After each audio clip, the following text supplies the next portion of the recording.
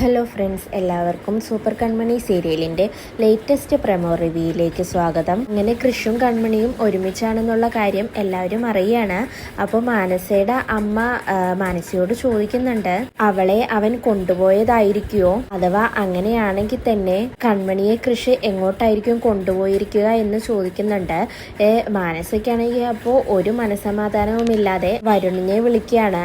വരുൺ അപ്പോൾ മാനസയോട് പറയുന്നുണ്ട്, ഒരു പെണ്ണിനെ വിട്ടുപോയിട്ടുണ്ടെങ്കിൽ അത് പെണ്ണിന്റെ മിടുക്കുകേടാണെന്ന് പറയുകയാണ്.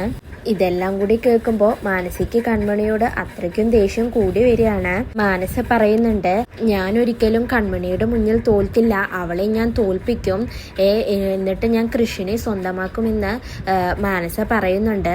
അതിനുശേഷം കൃഷും കൺമണിയും കൂടിയിട്ട് ഗസ്റ്റ് ഹൗസിൽ നിന്ന് നേരെ ദേവ് സാറിന്റെ വീട്ടിലേക്കാണ് പോകുന്നത്. ദേവ് സാറിന്റെ വീട്ടിലേക്ക് പോകുന്നത് കൊണ്ട് തന്നെ കൃഷിന് വളരെ സന്തോഷമുണ്ട്.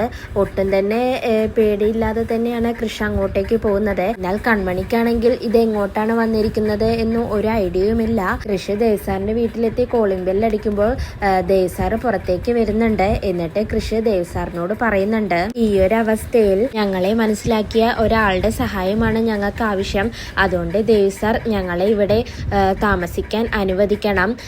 മാനസയോ ആന്റിയമ്മയോ ആര് തന്നെ വന്ന് അന്വേഷിച്ചാലും ദേവ് സാർ ഒന്നും പറയരുത്, എങ്ങനെയെങ്കിലും ഞങ്ങളെ സഹായിക്കണം എന്നൊക്കെ ദേവ് സാറിനോട് കൃഷി പറയുമ്പോൾ ദേവ് സാർ ഒരു മടിയും കൂടാതെ കൃഷിനെയും കൺമണിയെയും അവിടെ താമസിപ്പിക്കുകയാണ്.